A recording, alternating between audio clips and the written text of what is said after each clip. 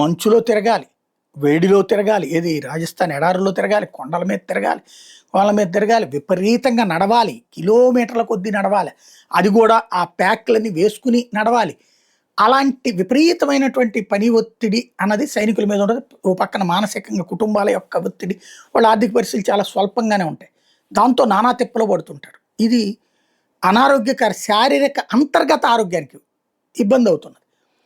దాని ఇంపాక్ట్ గుండె మీద పడుతున్నటువంటి గుండె నొప్పులు వస్తున్నాయి. దీన్ని కనిపెట్టినటువంటి డిఆర్డిఓ ఇప్పుడు ఒక కొత్త పరికరాన్ని తెర మీదకి తీసుకొస్తుంది.